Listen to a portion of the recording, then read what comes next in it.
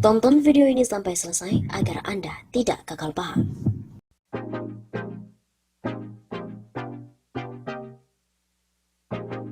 Media asing soroti ambisi Jokowi, tak suka analisis, dia senang dengan aksi dan keputusan yang ugal-ugalan. Salah satu media asing yang berpusat di Tokyo, Asia Nikkei, menyoroti kinerja Joko Widodo.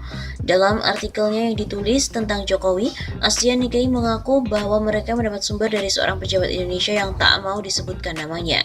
Artikel tersebut diberikan judul Dream State, Jokowi Struggles to Build His Vision for Indonesia, yang tayang pada 16 September 2020 yang lalu. Dituliskan di Asia Nikkei, pejabat tersebut menulis bahwa Jokowi sangat berambisi membangun ibu kota baru Indonesia di Kalimantan. Jokowi tak suka menganalisis, dia senang dengan aksi dan keputusan. Lapor Asia Nikkei Rabu 12 Januari 2021. Pembangunan ibu kota baru dengan anggaran 466 triliun rupiah tersebut bisa menjadi sebuah perencanaan yang ugal-ugalan dan tidak terperinci lebih jelas, sehingga membuat para menterinya kelabaan bukan main. Sebaliknya, dia hanya mendorong proyek berdasarkan wilayah-wilayah yang dikunjunginya.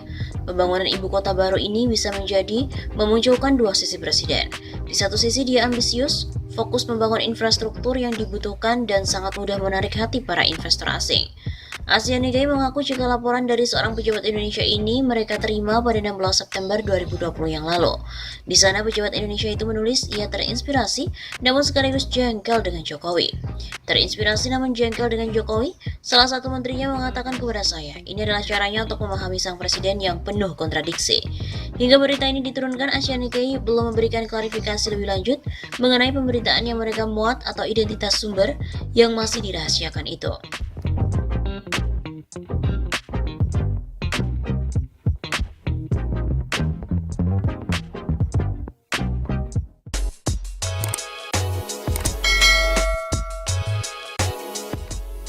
Jadi aib besar korupsi Menteri Sosial Republik Indonesia di saat pandemi COVID-19 jadi sorotan dunia internasional. Menteri Sosial Republik Indonesia, Juliari Peter Batubara, ditetapkan sebagai tersangka oleh Komisi Pemberantasan Korupsi (KPK) dalam kasus korupsi bantuan sosial COVID-19. Mensos ini juga menerima total 17 miliar rupiah. Sungguh, ini adalah aib besar bagi bangsa Indonesia. Di masa pandemi, Menteri Sosialnya malah korupsi bansos yang diberikan kepada rakyat. Korupsi bantuan sosial untuk penanganan pandemi ini menjadi sorotan dunia internasional. Berbagai media internasional dari Barat, Asia, Amerika Latin sampai dengan Timur Tengah memberitakannya. Yang pertama adalah media dari France 24, memberitakan Indonesia Minister arrested over pandemic aid corruption. Kemudian yang kedua, dari South China Morning Post menuliskan, Indonesia Minister Juliari Batubara accused of embezzling coronavirus aid funds. Kemudian yang ketiga, dari The Sydney Morning Herald memuat headline, Indonesia's Social Minister named suspect in $1 million bribery. Kemudian yang keempat, dari Hindustan Times memberikan judul Julian Batubara, Indonesia's Social Minister named suspect after bribery raid. Kemudian yang kelima, dari AFP menyoroti Indonesia Minister arrested over pandemic aid corruption. Kemudian yang keenam, media utama Timur Tengah Al Jazeera dengan topik pemberitaan Indonesia Batubara named suspect in COVID-19 corruption case. Kemudian dari The Jakarta Post, Minister Juliari named suspect in COVID-19 aid graft case. Dari BBC, Indonesia Minister accused of bribery following raid. Kemudian dari ABC News, Indonesia Minister turns himself in for COVID-19 aid graft.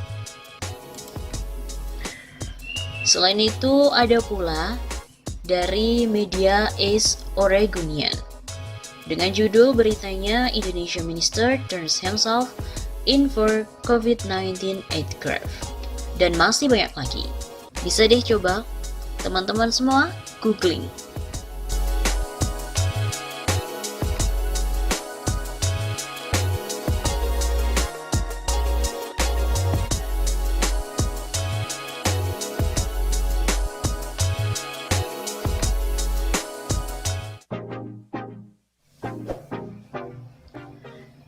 Juliari, Wakil Bendahara PDIP.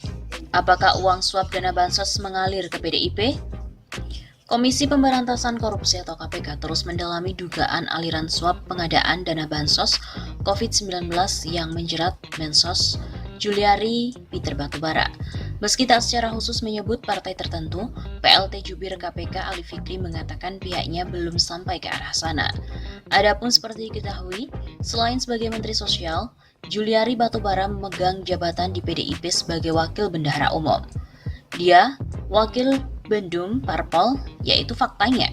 Apakah kemudian ada aliran dana ke parpol tertentu yang dia ada di situ? Ini kan bagian materi penyidikan. Nanti akan digali lebih lanjut dalam proses saksi. Kata Ali di Gedung Merah Putih Jakarta pada hari Minggu 6 Desember. Menurut Ali sendiri, penyidik masih memfokuskan untuk melakukan penyidikan terhadap Juliari sebagai tersangka penerima suap. Apa, kemana, dan selanjutnya itu kan nanti baru dikembangkan, begitu katanya. Seperti diketahui, KPK telah menelusuri dugaan aliran suap Mensos Juliari Batubara ke PDIP.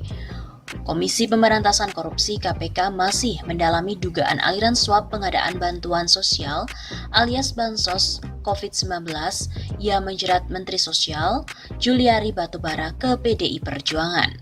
Terlebih Juliari diketahui merupakan Wakil Bendahara Umum DPP PDIP.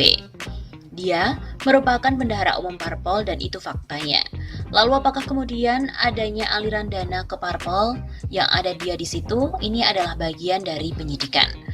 Nantinya akan digali lebih lanjut dalam proses saksi. Menurut Ali, kekinian penyidik masih fokus untuk melakukan penyidikan terhadap Juliari sebagai tersangka penerima suap. Setelah itu penyidik juga akan menelusuri kemana saja aliran suap yang diterima Juliari Batubara itu mengalir, termasuk dugaan ada atau tidaknya ke partai politik. Pengungkapan kasus korupsi terkait pengadaan bansos COVID-19 di Kementerian Sosial berawal atas adanya operasi tangkap tangan atau OTT terhadap 6 orang. Beberapa di antaranya merupakan pejabat di Kementerian Sosial. Ke-6 orang tersebut yakni Matius Joko Santoso alias MJS selaku pejabat pembuat komitmen atau PPK di Kementerian Sosial. Wan Guntur alias WG selaku Direktur PT 3 Pilar Agro Utama, Ardian IM alias AIM selaku pihak swasta, Hari Sidabuke alias HS selaku pihak swasta, Shelvi N alias SN selaku sekretaris di Kementerian Sosial, dan Sanjaya alias SJY selaku pihak swasta. Mereka terjaring OTT KPK di beberapa wilayah di wilayah Jakarta pada hari Sabtu 5 Desember sekiranya pukul 2 dini hari waktu Indonesia Barat. Penyidik KPK kemudian menetapkan 5 orang sebagai tersangka, 3 tersangka selaku penerima dan 2-nya sebagai pemberi suap. Menteri Sosial Juliari Batubara, Matius Joko Santoso, dan Adi Wahyono ditetapkan sebagai tersangka penerima suap, sedangkan 2 tersangka lainnya, yaitu pemberi suap, adalah Ardian dan juga Hari Sidabuke. Ketua KPK Firly Bahuri mengatakan, perkara tersebut diawali adanya pengadaan bansos penanganan COVID-19 berupa paket sembako di Kementerian Sosial tahun 2020 dengan nilai sekitar 5,9 triliun rupiah dengan total 272 kontrak pengadaan dan dilaksanakan dengan 2 periode.